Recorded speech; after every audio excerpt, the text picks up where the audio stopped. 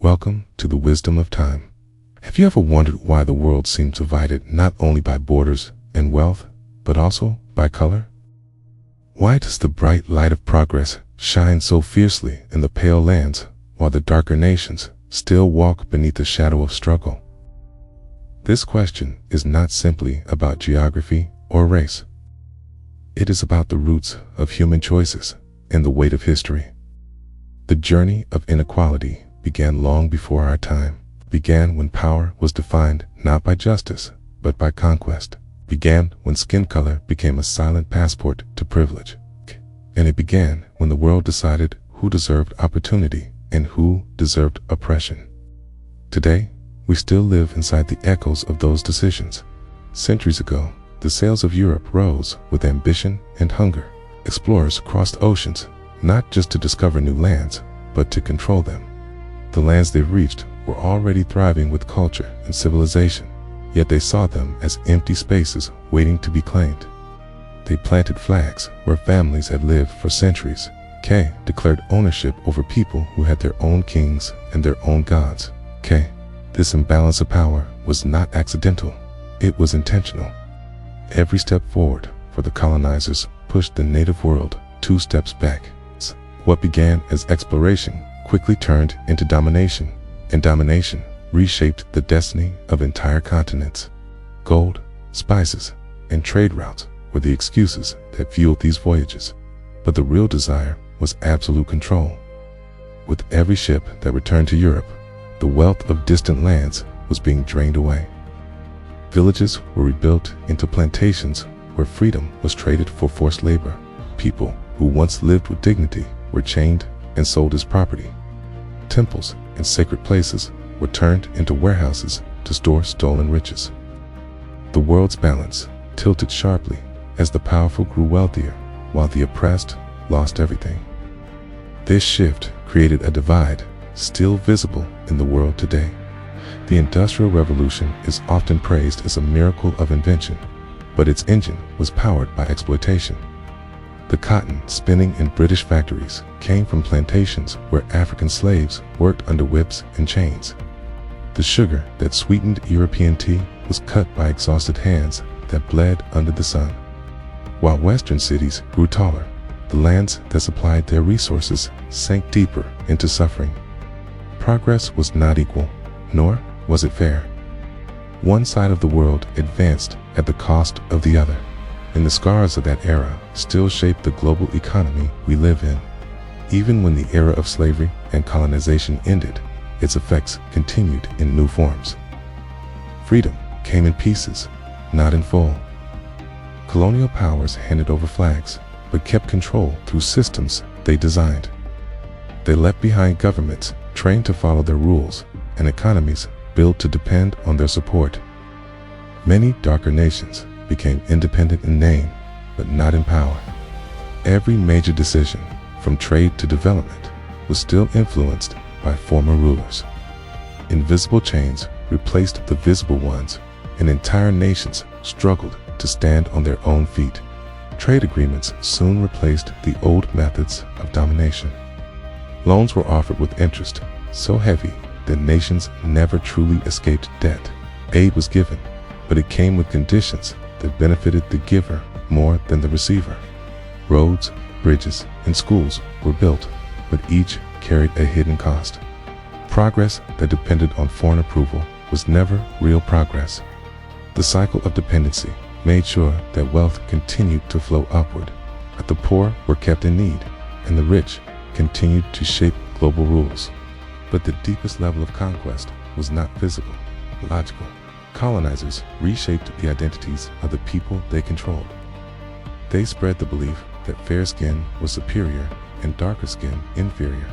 They portrayed their own culture as civilized and advanced, while depicting native traditions as backwards or primitive. Generations were raised to admire their oppressors and doubt themselves. When a person loses belief in their own worth, the conqueror has already won. Its mental chain became stronger than any iron shackle. Schools became tools of this silent conquest. Children across darker nations were taught more about European kings than their own heroes. English and French accents became symbols of intelligence, while native languages were treated as unimportant. Success was defined by how closely one could imitate Western ways. Media reinforced the same narrative, showing darker nations as dangerous or dirty while portraying the West as perfect. As people absorbed these images, they unknowingly stepped away from their own identity. A world that forgets its stories becomes easy to control. With enough time, narratives became more powerful than armies. Nations that once stood proud found themselves living in the shadows of someone else's story. The West wrote the script of modern history, and the rest of the world was pushed into the margins. In those margins, rich cultures faded into silence, and great traditions disappeared from memory. When people forget who they are, they also forget what they can become. This loss of identity ensured that inequality survived even after colonization ended. The inequality between nations was never just about skin color. It was about who designed the global system. The world's economy was structured like a ladder, where the top controlled the bottom. Powerful nations extracted resources, labor, and ideas while giving back far less. Poor nations were kept producing raw materials, while rich nations manufactured the final goods.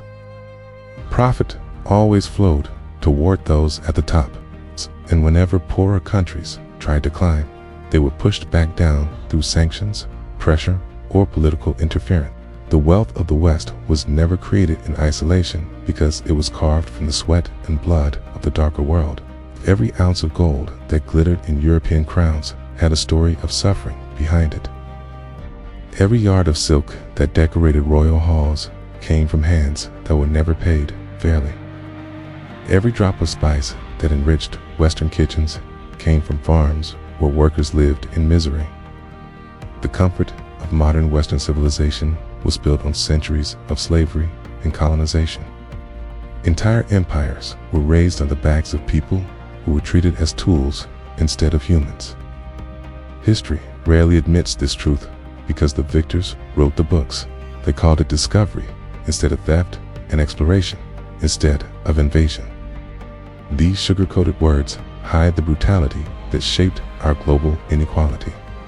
And the world continues to live under the shadow of those rewritten stories.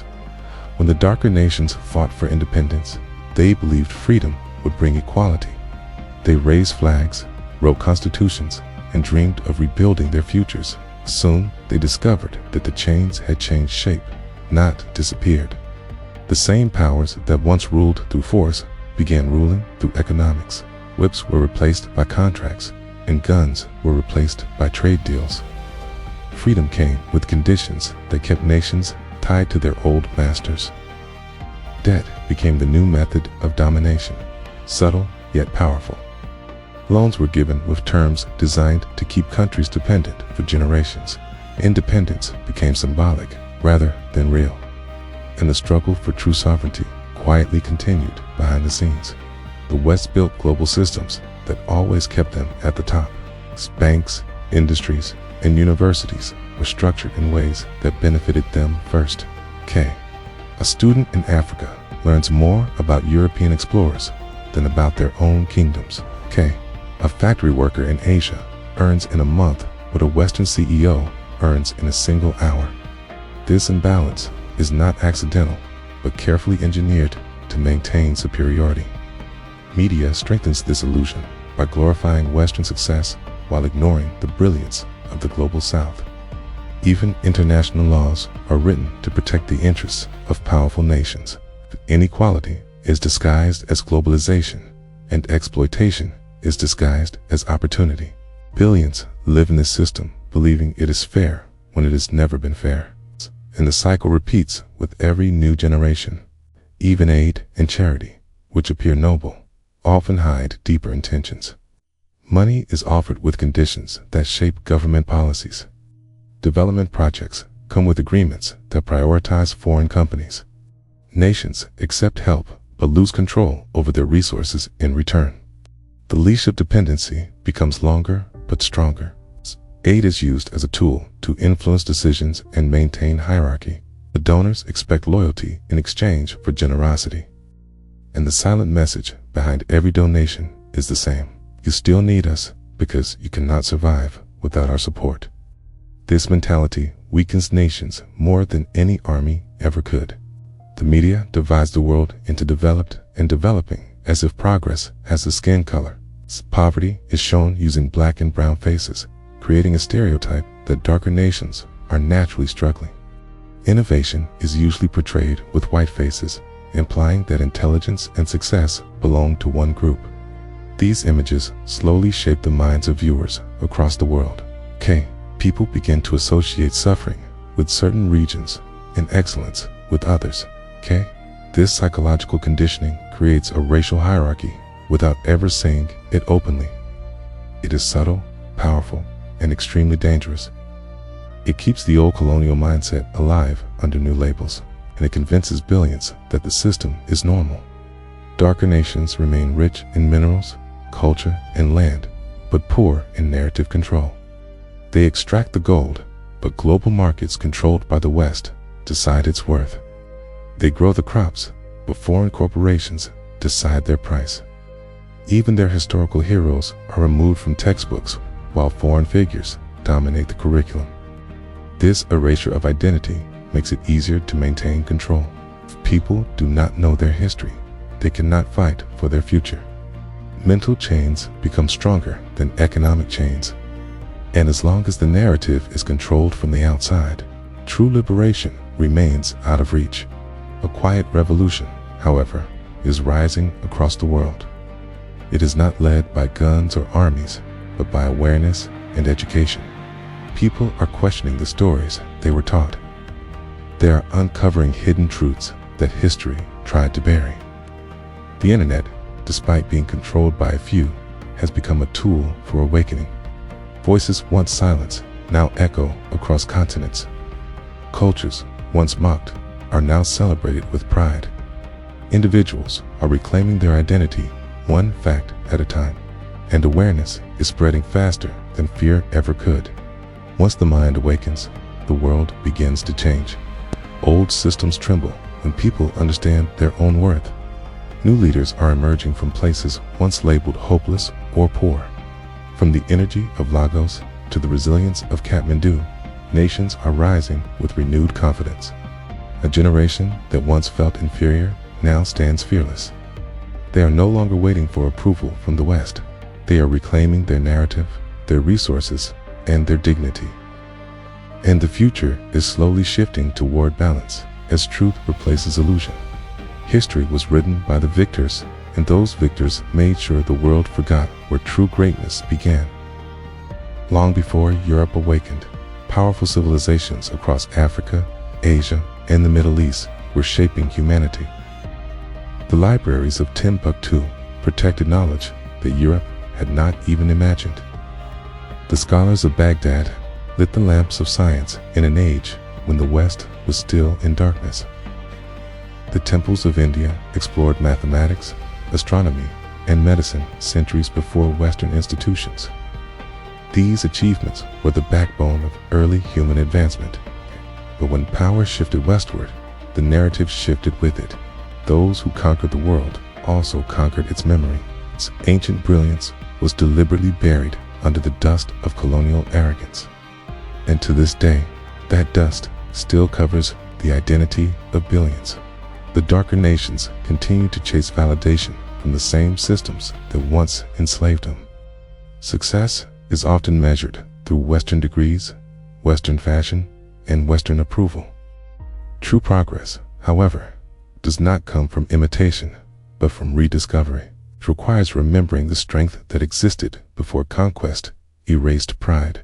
For generations, people believed their worth depended on how close they stood to Western standards. This belief weakened cultures that were once rich in wisdom and beauty. The real transformation begins when nations reclaim what was taken from them. Rediscovery is the key to rebuilding confidence that colonization tried to destroy. Before any revolution begins on the outside, it must begin within the mind. And once the mind awakens, imitation loses its power. Every empire built on injustice eventually falls beneath the weight of its own actions. Rome collapsed after centuries of domination and corruption. The British Empire crumbled when its greed exceeded its strength. The modern global order, too, will eventually face its reckoning because no power lasts forever. History is a cycle that punishes arrogance and rewards resilience. Zillions rise and fall based on how they treat those beneath them. Empires that ignore justice inevitably collapse under their own pride. This reality is as old as humanity itself, and it repeats without mercy. And the world today is standing on the edge of another historic shift. The suffering of the past is beginning to return as a lesson for the future.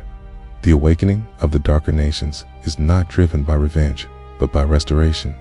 It is about reclaiming dignity that was stolen through centuries of manipulation.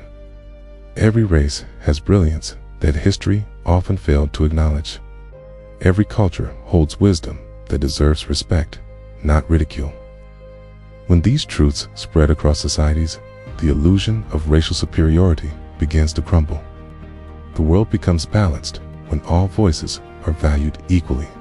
New generations are beginning to understand that they were never inferior, were simply made to believe, so through carefully crafted narratives.